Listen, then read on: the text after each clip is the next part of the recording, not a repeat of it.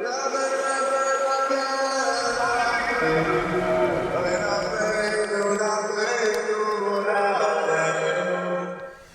we are ready to start. Hello, everybody. Welcome.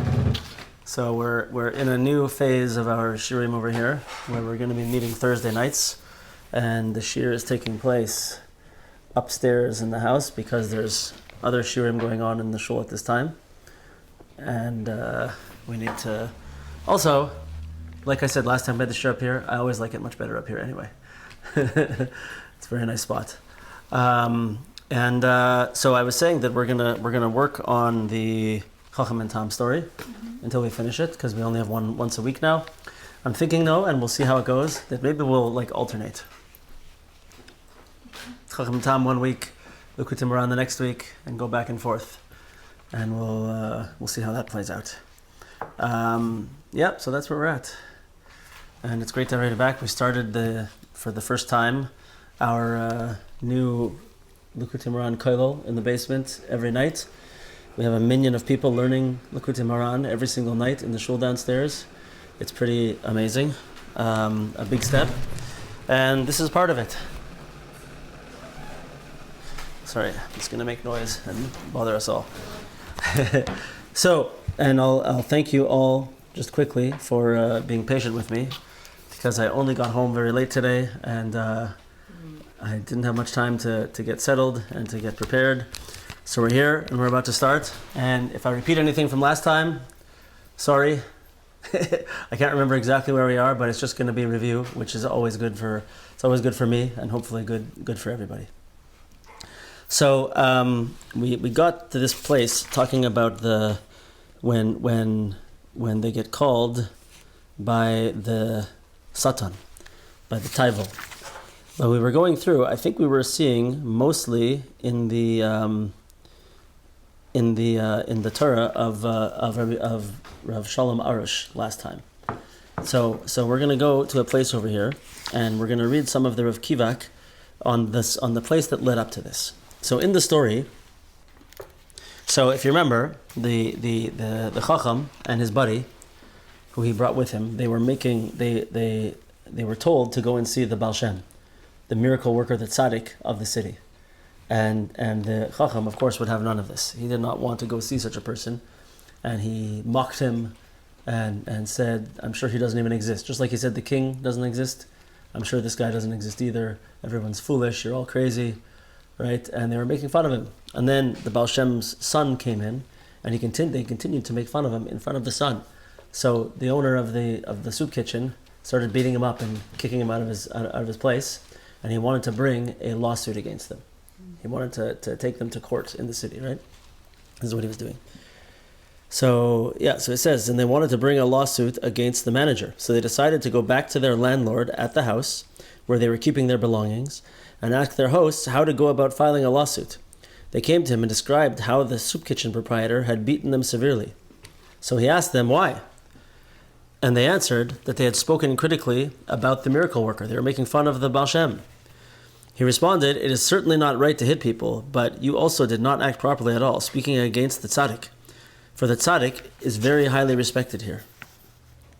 He saw then that this man was not one to take seriously, and he had also fallen into the same error. 1 second. They left him and went on to the town clerk and related the whole story of how they were beaten. He asked on what account. They answered that they had spoken ill of the tzaddik, of the Baal Shem. So the clerk hit them repeatedly until they were injured and drove them out of his house. Right? And they went from one official to another, each one higher ranking than the last, until they came to the previous mentioned minister. There in front of the minister's house, the simple one, who was now the minister, were stationed guards. They informed the minister that someone desired to see him, and he ordered that they be brought in. So that's what took us up to here. And now he meets with the Tam, who's now the minister of the whole city, right? And this is where we started last time. And he says like this: And the clever one came before the minister, and as soon as the minister saw him, he recognized that this was his friend, the clever one, the Chochom. But the Chochom did not recognize him because of his dignified appearance. Immediately, the minister began speaking to him. You see what my simplicity has brought to me, and what your cleverness has brought to you? The clever one answered, as for the issue of you being my friend, the simple one, we will talk about that later. Remember we said from Rav Arush that he pushed him out. He's not confronting the issue. He's just pretending it doesn't exist, right? If something is difficult, something makes him have to look inward and think about himself and change something, he just shuts it down. For now, give me a judgment against the one who assaulted me. The simple minister asked, why? He answered, because I spoke against the miracle worker, that he is false and a great deception. The simple minister responded, you are still holding on to your clever ideas? You see, you said that you could easily come to my level, but that I could not come to yours. See now, I have already reached your level, as I said before, and you still haven't come to mine. I see that it's much more difficult for you to reach my level of simplicity. Even so, being that he already knew him in the times of his former greatness, he commanded that the clever one be given decent clothes to wear and asked him to dine with him. During the meal, they began to speak with each other. The clever one began to prove his above-mentioned notion that there is no king at all. The simple minister snapped at him, what? I myself have seen the king. The clever one answered jokingly, do you know with certainty that the one you saw was really the king? Are you sure that he, his father, and his grandfather were all kings? How do you know that he is the king? People told you he is the king, but they deceived you with their falsehood. This guy is a piece of work, right? The simple one was very upset about the issue of the king, that this man denied the king's existence. In the midst of this, someone came and announced, the Azazel, that is to say, the Satan, the devil, in Yiddish, the Taivel, whatever that means, has sent for you two. The simple one was very shocked. He ran and told his wife in great fear that the aforementioned one had sent for him. His wife suggested that he send for the Baal Shem. So he did, and the miracle worker, the Baal Shem, came and gave him amulets and safeguards and told him, now you do not need to worry at all. And he had great faith in this. So that's the story up until now.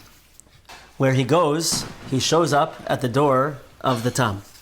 And he begins to speak to him, and he wants him to judge the case. He wants to have a case against the guy who beat him up, and he wants him to judge the case. So let's hear what Rav Kivak says about this. This is a beautiful portion over here. We're going to read it inside, and I'll translate it, and then we'll explain it. Yesh lavar Marsha Rabbeinu mesaper lanu hishtalshelus hatikun shel hachacham. We have to explain and understand how Rabbi Nachman is telling us the tikkun, the rectification, comes about for the Chochom. How everything's falling into place. Pardon me. Shehischil mizeh, she'achacham hischil lariv im ben Baal Shem. He begins by having this fight, this argument with the son of the Baal Shem. Val yedezeh kibel makos, and through this he got beaten up. V'darash mishpat al makosav, and he's demanding justice for this, that he was beaten up. Ad shenisgalgel hadavar uba el hatam, until it goes and it keeps turning over until he gets standing in front of his old friend, the Tam, who's now the minister in charge of the whole country, basically. Okay. Ki ikar hasiba shenisgalgel hachacham im ta'osav b'meshech kol harbe shanim ze haya. The whole reason why this happened in all this big fashion, biglal shaloi bikesh mishpat b'chayav. Because this is such an awesome subject. He was not seeking mishpat in his life at all. Mishpat means justice, judgment or justice. What does that mean? Even though he keeps saying at every stage of the game that he settled his mind with what he was doing. V'yishuv das ze mishpat, and doing such a thing, having yishuv hadas, settling one's mind, is an aspect of mishpat, of justice, judgment. We'll explain that in a second. Karnas parallels she'etzel hachacham hayishuv hadas loy haya mishpat amiti klal, but by the chacham it wasn't. It wasn't true justice that he was doing. Ki mishpat. Let's just explain where we're going here first of all. So there's a famous Rabbi Nachman he brings in Torah Chaf Hey where he talks about the aspect, and it's really connected to his boidedus, but that a person has to do introspective work on themselves, like every day, right? And we have to look inside, and we have to look at our actions. What have we been doing with our lives that day, or the previous day? And we have to take ourselves to task, right? We want to be good people. We want to do better. We want to, in every aspect of our lives. So we have to stand there every day and say, you know what? Today, I didn't live up to who I should be. Or like to say nowadays, I didn't show up. Right? Right? And you know what? I did something that I shouldn't have done. And that was wrong. And now I'm gonna ask for forgiveness. I'm gonna daven. I'm gonna do tshuva, and I'm gonna be a better person. Right? This is what a person should do. This is true judgment and justice. Right? We all are spending our time, looking around at other people and trying to judge them. Right?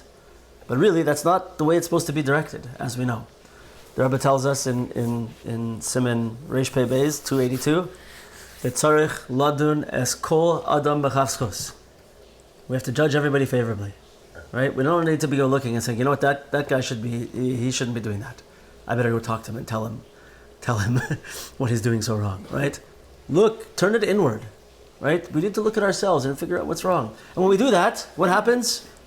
We get ourselves on a steady stream of growth, a steady stream of becoming closer. And we're honest with ourselves. We're building authenticity and accountability within ourselves. We become reliable, authentic, good people by looking at ourselves, doing a cheshbon, taking ourselves to task, and then moving on in a positive way. Don't forget, Rabbi Nachman says about this, just do it for a short time every day. V'shar chol hayam b'simcha. Rest of the day we got to be b'simcha, or we're not going to get anywhere, right? So this is the pathway, but the Chochom never did this, right? He never looked at himself and took himself to task. What did he spend his time doing?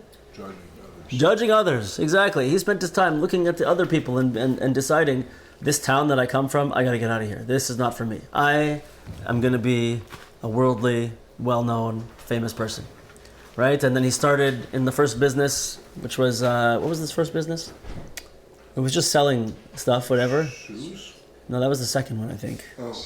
And then he was like, you know what? This is not good enough for me. These guys are below my level.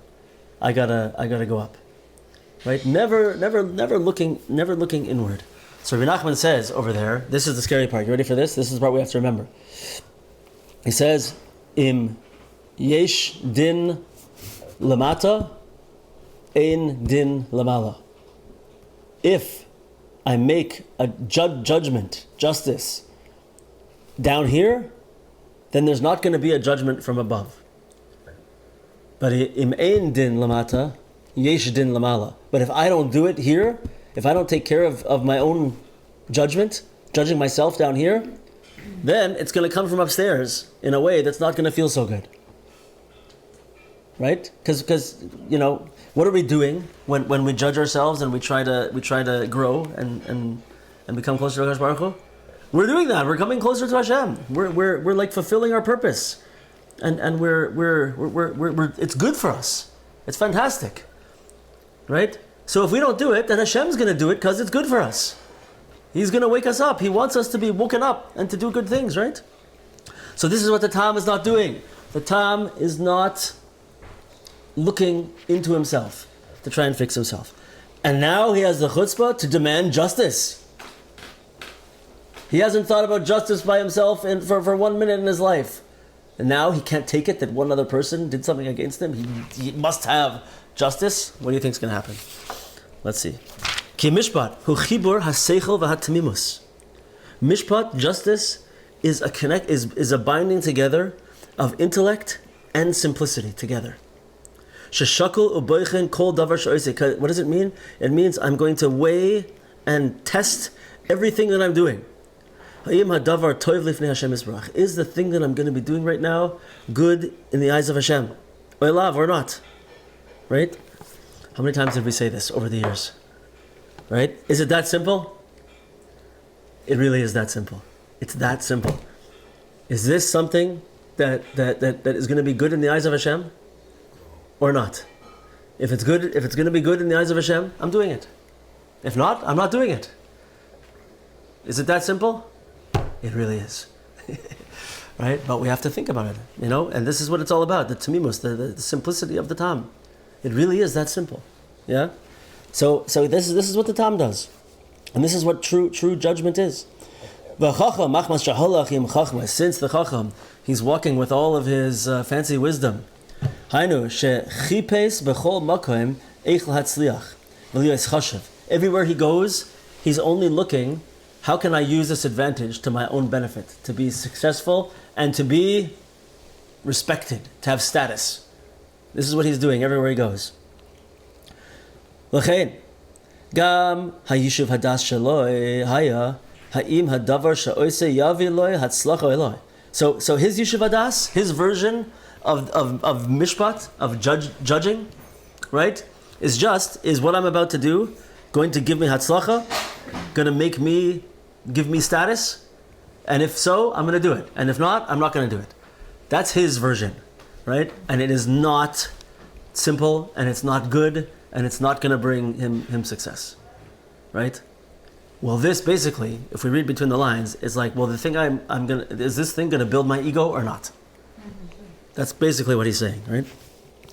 He's not judging himself. Is what I'm doing going parallel with Ratzon Hashem, with what Hashem wants in the world? Am I fulfilling the Ratzon Hashem? The Chochom. And since he's always only thinking about himself, he's selfish. How is he going to get success? So in the end, he loses his yishuv hadas, his settled mind. And he decides to become a stubborn, annoying person. I put in annoying, he didn't say that. I'm always right. Yeah, I'm always right. That's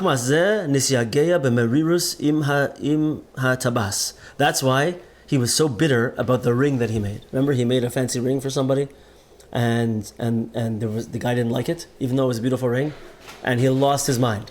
He couldn't take it, right? Because his all he cares about is being respected and having status. So this is one place where we saw it. And then there was another case where he healed the guy that was sick, but then they didn't give him credit. They gave credit to another doctor, and he lost his mind. He couldn't take it. Right? Because this is all he's looking for. He's a selfish guy who only wants respect and ego. And everything else that happened to him. He can't change his way of thinking to just follow the straight path of justice, proper judgment.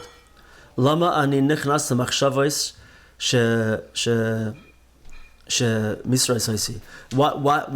do I think like this? He doesn't go look into himself and say, why am I always searching for honor? Why am I searching for status? Right? He's not looking inward to sort himself out. He doesn't understand this aspect of a justice, judgment at all. So what happened? Hashem made the events unfold in this way that he would get beaten up by this guy. And then it would come up that he wants to now demand justice. Right? And in that same place that he finds himself now, the judge is the tam, the person who personifies holy simplicity, holy tamimus.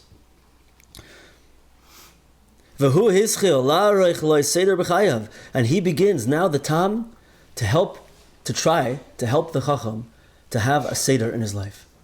He begins to try to help him to get on some type of right path. This is what he's doing over here.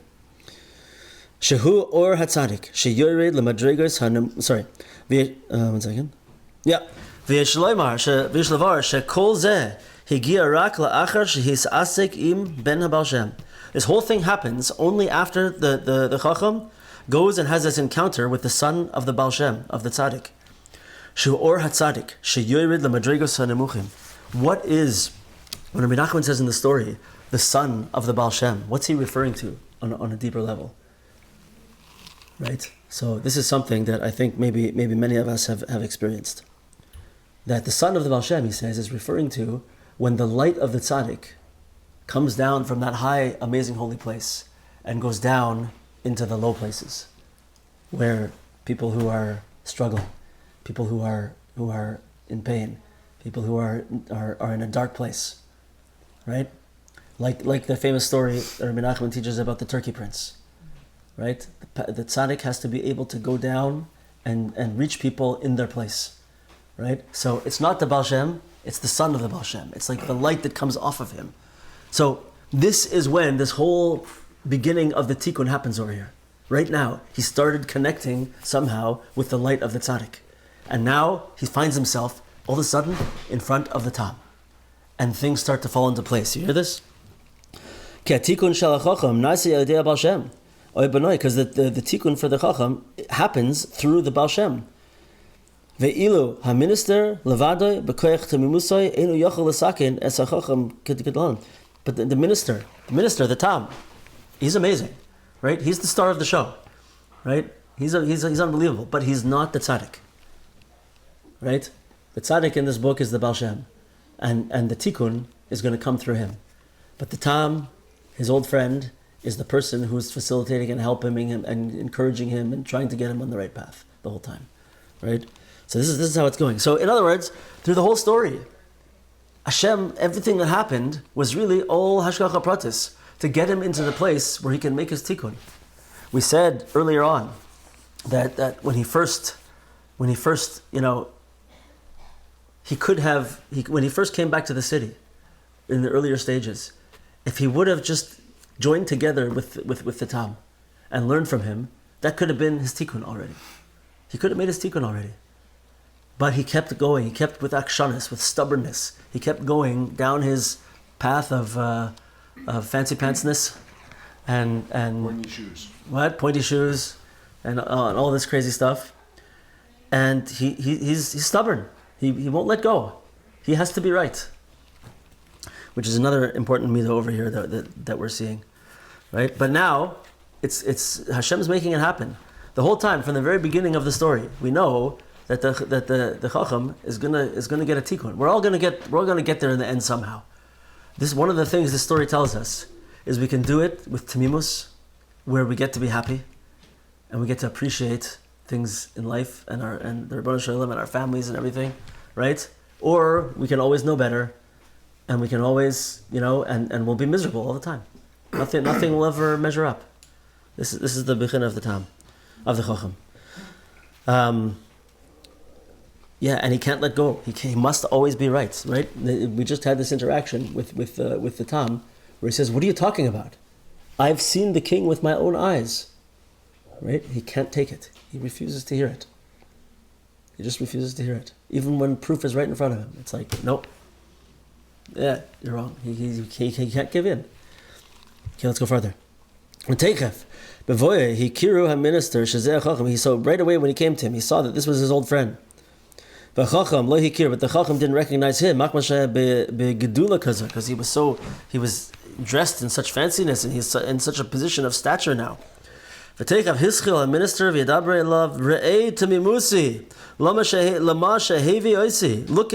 tamimus that I have, what it brought me, what the Rebbeinu Shalom has given me through this. Gedula kazu, this type of great stature. What did your great wisdom bring you? Right? So what happens over here is that he's pointing something out here that is pretty powerful. It says Zeh derech hamishpat listakal heitev al hatoitzais lehechan hevia oisi tamimus u'umazeh ma'u toitzah shel hachachmas. Right? So real wisdom, proper wisdom, and real mishpat looks towards what is going to be the outcome of what I'm doing. Right? As we said, is this going to bring me closer to Hashem? Is this going to bring good into the world? is this something that Hashem wants me to do? Does this line up with the Ratzon Hashem? He's looking to see what's going to be, what's going to happen. And the Chochom is doing the opposite. He doesn't care. This, that the Tam tells him the truth right to his face,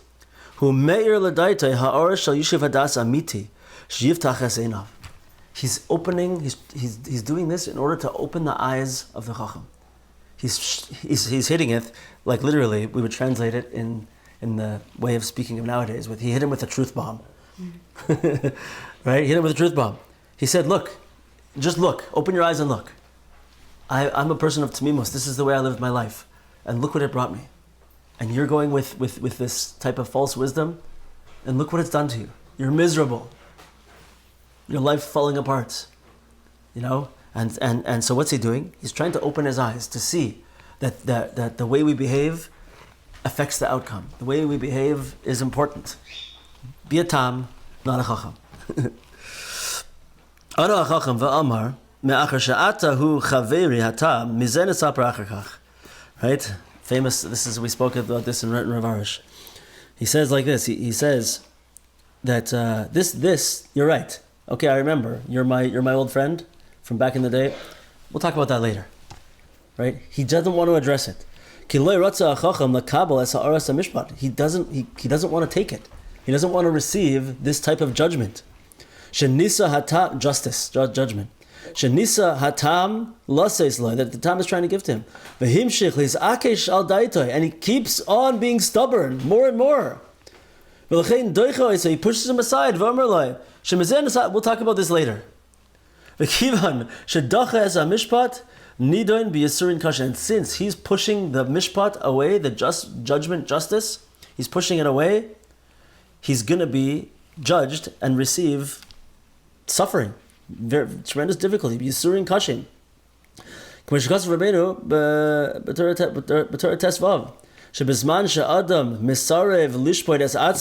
as what we're talking about, when a person will not judge himself, they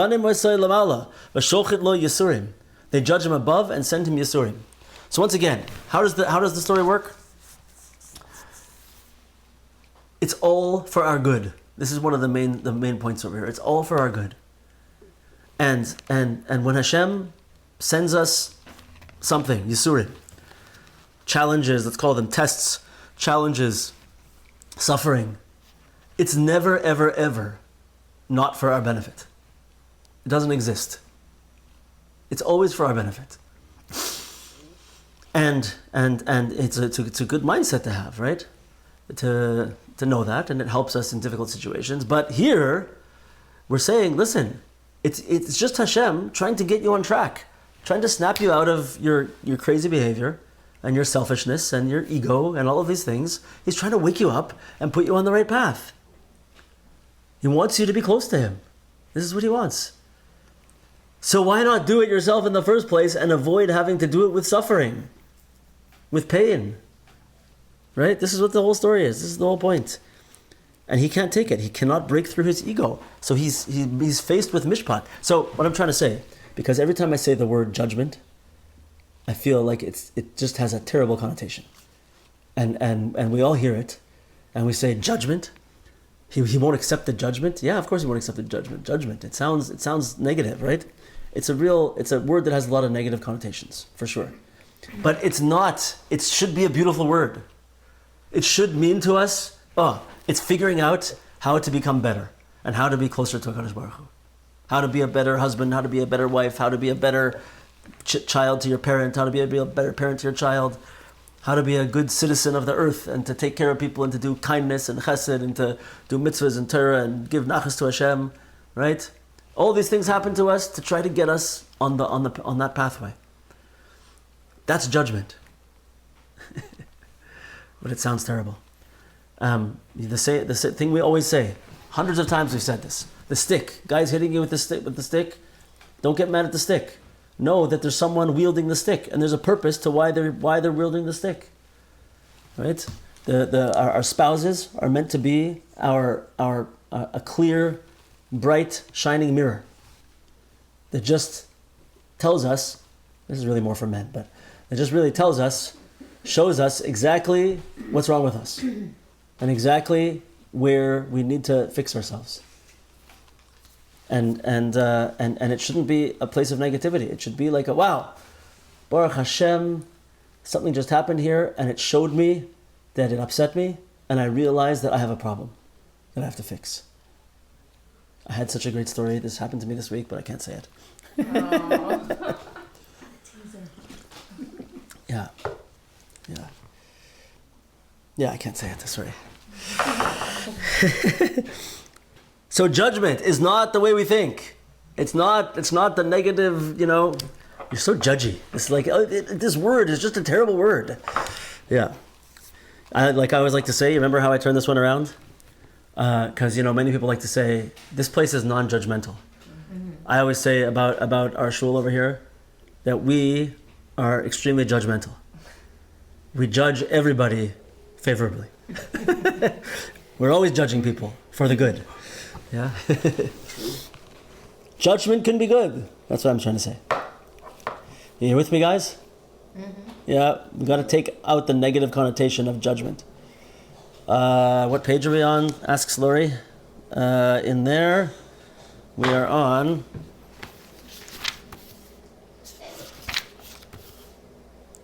around page 300. Okay. So Leisata, Tainli Mishpat Al Shehiko is he. So he said, we're not talking about our relationship and how you're a Tam and I'm a Chochom. I don't want to talk about that. I want justice. I want judgment. Shalolama. So the Tam asked him, for what? What do you want justice for? Heshivu b'shvil shedibarti al habal Shem, that I'm speaking against the Baal Shem. Shu sheker umir magad gadola, that this Baal Shem is false and is a trickster. Ana hatam, a minister of Amar, the Tam responded back to him, Adayin ata oiches b'chochmei shalcha, you're still holding on to your false wisdom. What's wrong with you? Re'eh, he didn't say what's wrong with you. Re'eh, ata amarta sha'ata yochel lavoi al shali b'kal, you said back in the day that you could come to my level of simplicity with no difficulty. V'ani lo ucha lavoi al shalcha, and I could never get to your level. Re'eh shani kvar basi al shalcha, I already got to your place. V'ata adayin lebasi al shali, you have not got to my place yet. V'ani roya shezeh kasha yoser sha'ata tavoi al tamimus shali, and I see now that it's much more difficult for you to come to my level of tamimus than it is for me to come to your level of greatness. What does Rav Kivak say? Roim kan shatam loy ana loy teshuvois al hakafira shalei. He doesn't answer him on the fact that he's speaking like a heretic, saying that the king doesn't exist and the Baal Shem the tzaddik is a trickster. He's not answering him on that. He's still dealing with him within this realm of mishpat. Mishpat is important over here. Or Yishuv Hadas, and the concept of Yishuv Hadas. And he's proving to, additionally, further, look what the power and the great benefit of tamimus is, of simplicity.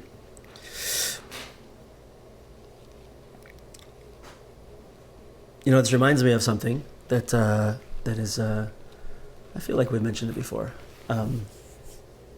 This aspect that Rav Kook says. Rav Kook, it's really interwoven within all of Rabbi Nachman also. It's not, you'll see.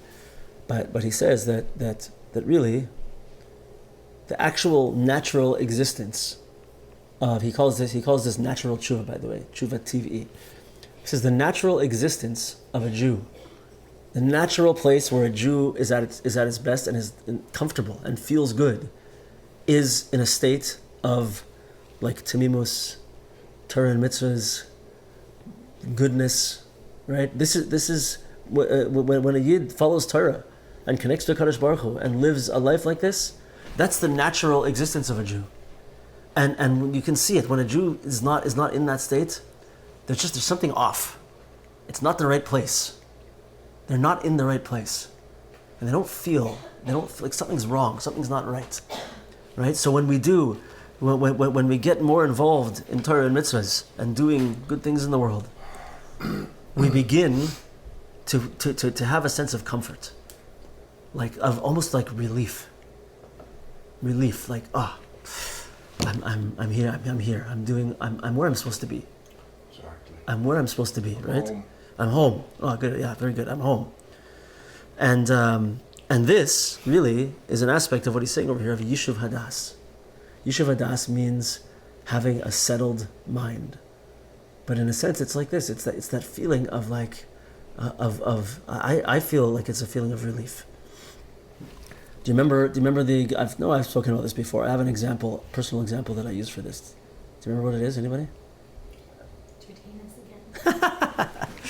again. So in my older days, right before when I used to be in Kailal, before I got into Hasidus, so I had a trimmed beard. Certainly when I got married, my wife did not want me to have a beard, right? As is normal, totally normal. Or at worst, it should be a short trimmed beard, right? But from like the year before I got married, I was in yeshiva and I just let my beard go. And I always identified with this mitzvah of not cutting the beard and just, never cutting the beard, ever. Just leaving it grow. And it's a very deep thing. If you shave, by the way, guys, I'm not judging. I promise. There are halachic things that come into it, and there's ways to, certainly many people hold you can shave. But certainly in Kabbalistic thought, the beard is so important, right? And cutting the beard, it's like you're cutting off the flow from the supernal beard upstairs, the Yud Gimel Tikkune Dikna, right? And I always identified with this idea, and I always wanted to have a beard, but I, of course, respected my wife and did not want to. I was like, okay, she doesn't want it. Now is not the right time, And then as time went on, it used to bother me. I also did not like trimming it or whatever. The whole thing was not comfortable. And when I finally got to this point, I don't know when, I think it was around almost 10 years ago, something like that. And I was like, that's it, I'm not cutting my beard anymore. And my wife was somehow totally on board. It was okay. There may have been a crossover period, I don't remember. But this is one of those points where I remember feeling like this. Like this is where I'm supposed to be. This feels like I'm supposed to be like this. I'm relieved now. I felt relief that I didn't have to cut my beard anymore, and that I could follow what I thought to be right. What is the right thing? It's like it's such a good way to be, where you can just be like, no, this is what I do, and it's the right thing, and I don't care what people say. I don't care what people say. I don't care what the rest of the world thinks of me, because I look different from everyone else. I don't care. I'm doing this. I'm doing the right thing, and I'm so relieved. You hear? This is the idea. So this is an aspect of Yishuv Hadas. Oh, finally, I can just do what I want to do. It's a sense of relief. You hear? So this is where the Chochom and Tam are at this point. Va'afal pikein, machmas shahaya makir boy, michvar b'gedulasoi, tziva lasois loy begadim lahalbisha. So even still, even though sorry, I'm getting a little confused because people are speaking in the background. Even though the Chochom is now speaking in such a chutzpahdik way over here, right? And he's mamish fighting him, and he's being stubborn. Still, the Tam invites him in and gives him new clothing, because he lost all of his wealth and he had nothing. He was stinky, right? No food or nothing. He gives him new clothing. What's pshat? Rabbeinu Oisik Bazeh Habaisa Kama Pamim B'inyan Begadim. So Rabbi Nachman speaks many times throughout this whole story about clothing, right? Clothing, by the way, always plays a very, very deep role in Kabbalah, because there's to be malbish certain spheres over other ones, to enclothe a certain existence over another one is a very Kabbalistic thing, and so it comes up a lot. So what's going on here? So if you remember, in the beginning of the story, the Tam had the pelts, the fur whatever rag that was the only jacket that everyone in his family shared. And he thought it was the most fantastic thing in the world. It was not moose knuckles, I'll tell you. And he didn't care. He was fine. Shahaya boy chashivus shel kol minei malbushim. For him, it was the most amazing garment in the world. V'achrach masaper she'tchilas as aliyas hatam haya yedei begadim she'hagubernir hichnis b'agala. What happened right at the time when the tam started to make his ascent? So the governor of his area brought him into his wagon and gave him new clothes so he could go and come to be the governor of that area, whatever his job was at the time, right? But that ascent was with putting on new clothes, right? Va'ata shuv mesaper sha'atam nasan levush lechochom. Now we're seeing again that the tam is now giving clothing to the chochom. Va'inyan bezeh k'mo shekatsav b'torah kafeh. And this is what it's all about. She'inyan halavush roimez al seichel bechinas makif. It's referring to the aspect of an intellectual aspect that is still in the bechina of makif. That means it's something that hovers above us. Shadamakabal havana chadasha gedoyla. So like this. If you remember, we have something in Kabbalah called panimi. That's something that has become internalized, and makif, which is something that's above me and surrounds me. But the makif is something that's beyond me. I can't get it. It's above and beyond me. The new clothing is hinting to, in a deep way, the aspect of taking that thing, that intellectual, spiritual understanding that's up there above me that I don't have yet, and having myself enclosed with it and bringing it down to be part of me. That's what we're talking about over here. Shahada, Makabal, Havana Chadasha Gedolah, that a person can accept and receive a great new understanding. And it warms up a person's neshama with passion, holy passion, right? You ever have this happen to you? A period of growth where just you get connected in a way that you never were before, and all of a sudden you feel it. You're a different person. You have a whole new passion, right?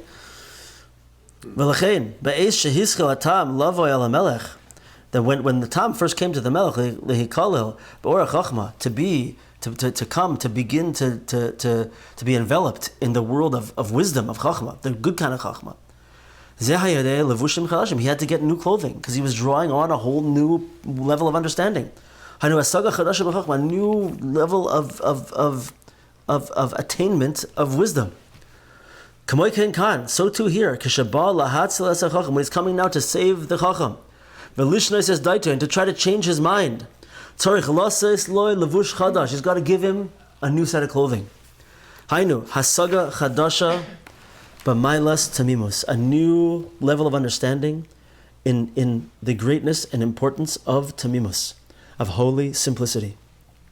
V'kach kol mi shemiskarev l'tzadik, and so too, anyone who begins to become close to the tzaddik, hatzadik noisein loy levush chadash umesukan. The tzaddik will give you a new levush, a new clothing. What does that mean?